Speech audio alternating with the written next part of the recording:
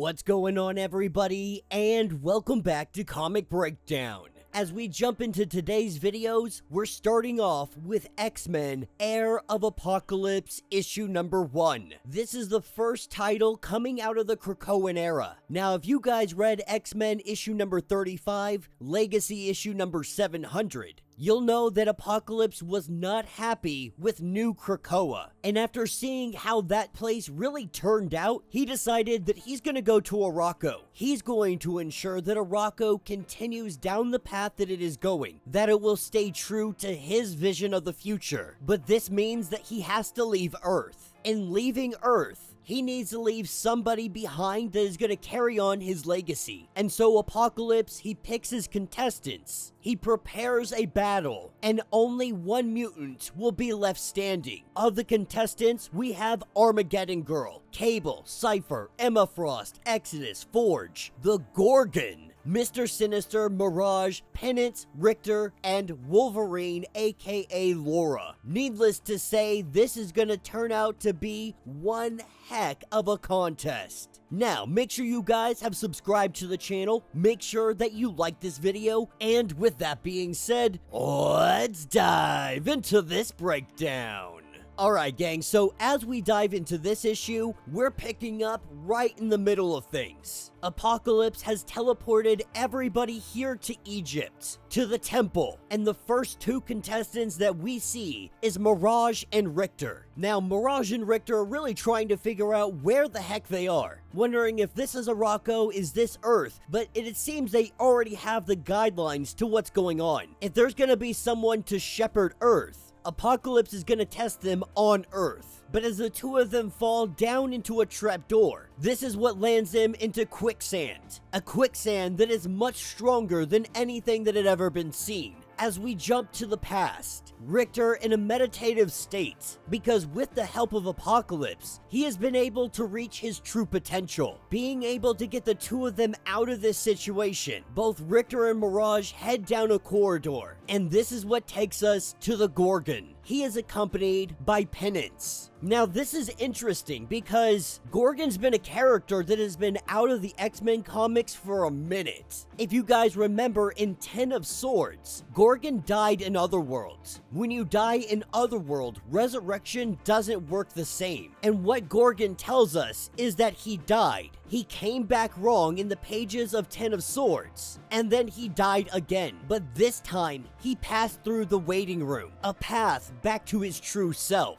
And upon his return, he discovered that the nation that he had died for, it had all been undermined by power-mad fools. This is what takes us over to Sinister. Sinister, alive and well, even after everything that happened with Krakoa, now finds him possibly the heir to Apocalypse. With his technology and his capabilities down here, this is a cakewalk for him. Next up is Cable and Armageddon Girl. And while Cable seems at first willing to help her out and work together to get through this, Armageddon Girl doesn't care to have a partner. She doesn't care to have somebody looking out for her, telling Cable that she is more than capable of doing this. We have Exodus. Of course, Exodus walking through this place and not concerned at all by any traps that he might set off. He knows that these traps are beneath him. They are nothing that he can't handle. And then we're taken to Wolverine, Forge, Cypher, and the White Queen, Emma Frost. They are making their way through this labyrinth,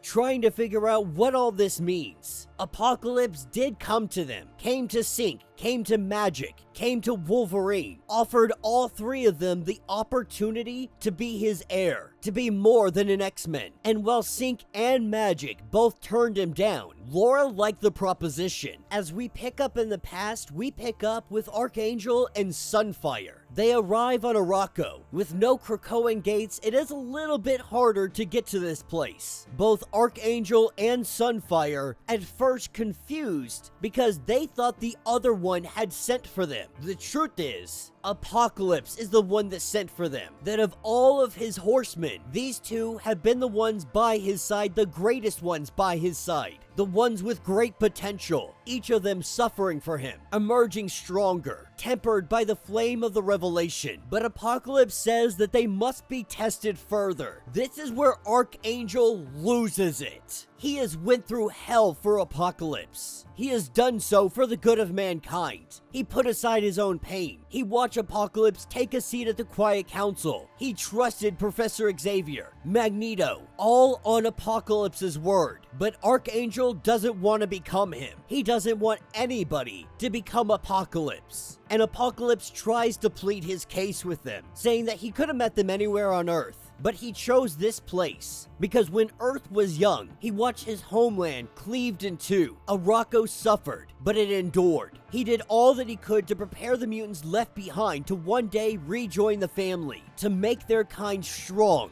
He thought that he had achieved this goal with Krakoa, when Arakko and Krakoa were made whole once again. But then Krakoa failed, yet Arakko still endures. Now he believes that he must watch over it, that Arakko will be prepared for the day when all the people are united once more. Even with this, both Sunfire and Archangel turn him down. Picking back up in the temple, we see that all the contestants have made it to a central location. Emma making note that Nathan is the last person she thought that she would see here in this contest. But for Cable, after living through the future, after a future where Apocalypse got his way, he's not gonna let Apocalypse make any kind of big move this big without him having some kind of say-so. And as some of the people contemplate murdering Sinister right here on the spot because of who he is, what he has done, and the fact that he's still breathing, this is when a hologram of Apocalypse appears before them. He tells them that for a millennia, he sought the path laid out before them on Krakoa. The promise is something more than fighting over lessers for the right to exist. But all of that has been taken from them, that they are in lean times yet again, a famine of hope and potential. But he says that one of them, only one of them, will lead the mutants of Earth to prosperity once more. That so far they have been working together out of habit. But this trial, there is only one victor. There will only be one Heir of Apocalypse. And whether the rest of them survive or not is up to them. That the obstacles that they are going to face ahead are much more than anything that they have faced yet. That this was just the prelude. That they will face trials of the mind, the spirit, and everything in between. But this is when he goes out. There is a thunderous explosion, a gaping hole in the wall. As they look outside, they can see that they are in fact on Earth. But as they look outside, they also see flames and destruction. At this point, they're all contemplating what to do. Because if innocent people are in danger, a lot of them want to go help. But they also don't want to leave individuals like Sinister behind. At the end of the day, they still are in a contest, and for all they know, this is part of that contest. Exodus wouldn't put it past Apocalypse for this to be some part of the tribulations. And so with Exodus using his powers, they all move together as one. As they take off, Apocalypse sees this. This was not part of his plans. This was an unexpected visitor. But he sees this as a fitting test for his heir. Because this party crasher, this is none other than Genocide. And he is very insulted that he has not been invited to the party. Telling Apocalypse, telling his father that you set me loose on the world, that you made me what I am, that I am the rightful heir to Apocalypse. And that will be the end of this issue. So let me know what you guys think down in the comments. Definitely a fun issue. You know, we talked a little bit about them resurrecting all of those mutants. It really gave them the freedom to resurrect any mutant they so choose. As we see here with Gorgon, because I'm pretty sure he wasn't resurrected in any of the books prior to this one. That he went through the waiting room, but it doesn't specify on what time he went through the waiting room. For all we know, he could have been resurrected at some point, decided to just walk off and not deal with them at all. And that's another little loophole that the Marvel writers have. They can always go back and be like, oh yeah, well, he was resurrected during this time. He just didn't join the fighting in Krakoa, or she didn't join the fighting in Krakoa, whatever it may be. So in a lot of ways, the Krakoan era, it gives writers a lot of leeway on what they can do with dead characters. At least dead mutant characters. Though that could extend to other ones, considering mutant kind can resurrect humans. We saw this with Captain America.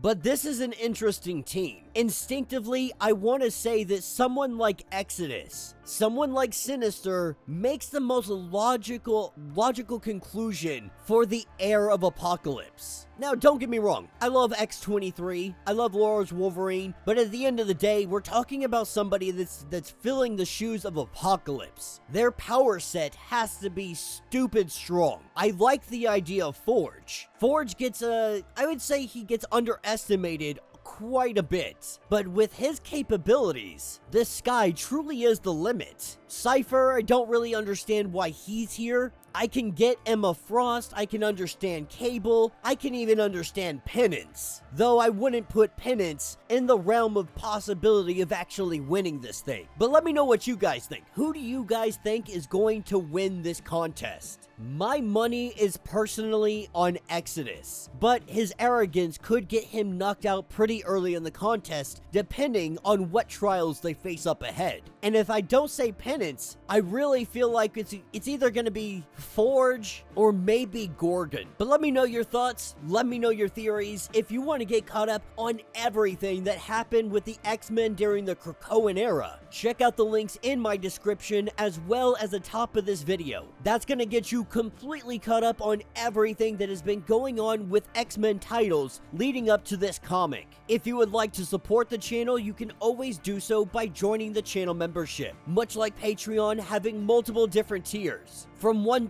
to $50, from loyalty badges to comics every single month. Not only are you helping out the channel tremendously, but you are getting tons of perks in the process. Now, if you're unable to do this, do me a favor, subscribe to the channel, like this video, hit that notification bell, and with that being said, until the next breakdown.